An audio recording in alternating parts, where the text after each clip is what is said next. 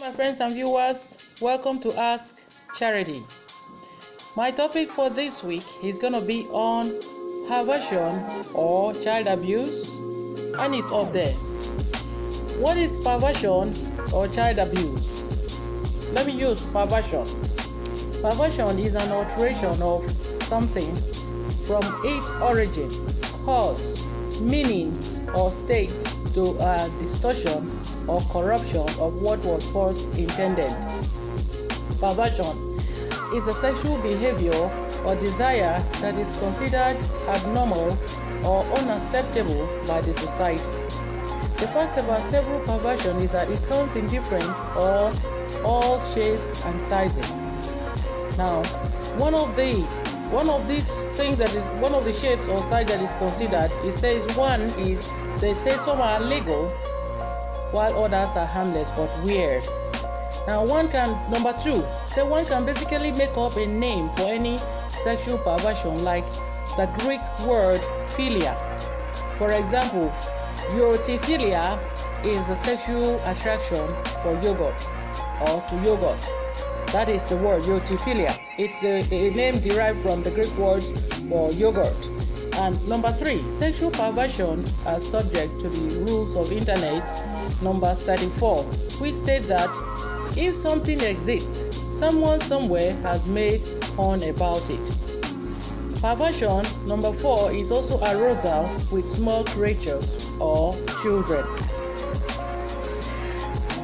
There are various body fluids or proximity that arouse sexual perversions, and they are urine attractions, sexual attraction to human milk or lactating women, sexual attraction to vomit, and many more.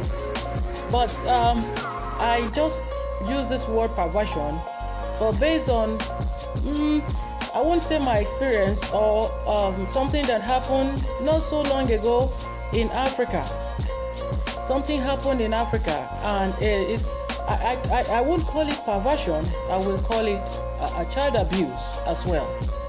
And perhaps this person is kind of attracted to little children, and it's when he's attracted to these young ones with their tender skin or their beautiful skin or their innocent looks, he gets attracted and he goes to them, and then he make a mess. And this is what happened. This is what he did. Now, the story I got was that this man, he was there's a family. Let me start this way. There is a family, a husband and a wife. They were Muslims, and the husband works, the wife works. They go to work. When they go, they live there. They have 3 boys. They have no girl. They have no daughter for a child. They have 3 boys. The ages from the most senior or the most eldest I hear was 10. The next one was 7 years, and the last one was 5 years. And when they go to work, they leave their 3 boys for the house girl or the house help and the security man.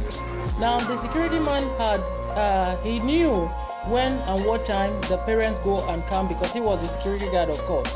So he started taking advantage in the absence of the parents. He started taking advantage of these children. So, and each of them, one by one, he will have sexual have sexual means with them. I call it child abuse. He would have sex with these boys. Let me put it that way. And this one at a time. He started with the big one, and the middle one, and the last one. But what broke the camel's back was that he was doing it excessively and also threatening them. He threatened these boys and said to them that if you ever open your mouth to tell your father or your mother or anyone, I will kill your parents, and you guys will never have parents anymore. This is what he used to threaten these children. They became scared and they won't tell anybody. But I tell you, the 5-year-old was in pain. It was so painful. One of the days he did it, unfortunately, the mom was home. The mom of these children, or rather, came back from work and saw the 5-year-old boy, how he was acting, how he was behaving. And she knew that something was wrong. She kept interrogating the boy. She kept asking him, forcing him to talk, asking him, what's going on? Come on, what's going on? And the little boy, he was only 5, he kept saying that his anus was hurting in their dialect. He kept saying his anus was hurting, his anus was hurting.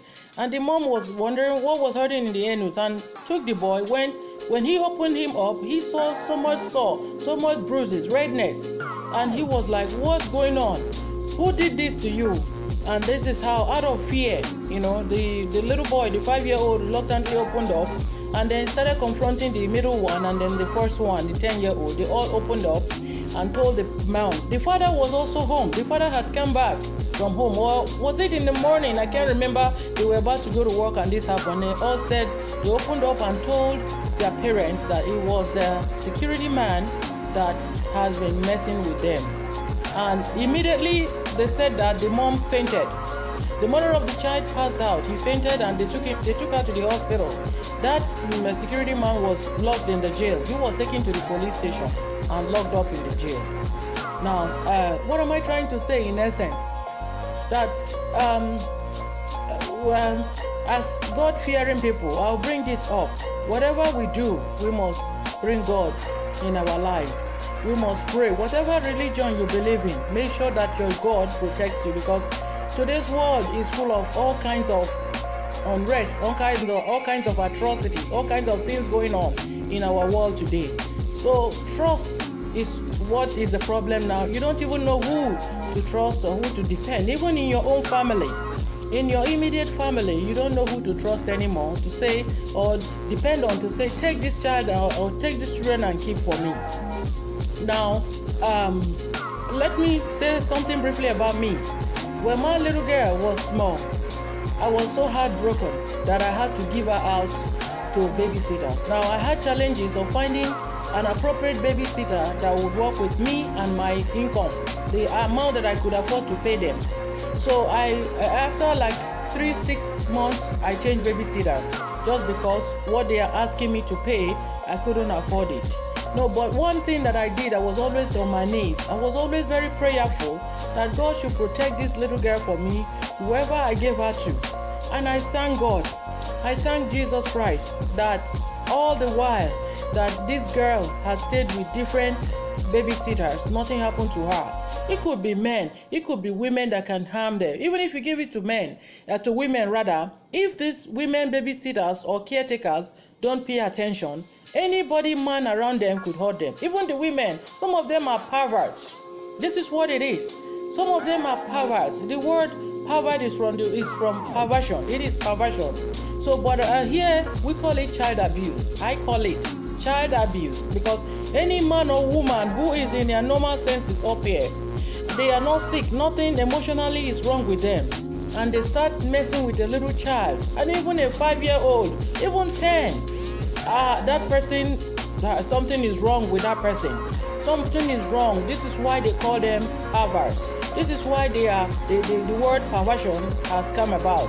But in other words, so long as they are not crazy, I call it child abuse. I see it as a child abuse. Sometime I'm going to talk about child abuse on its own. I will come up with a topic, child abuse on its own.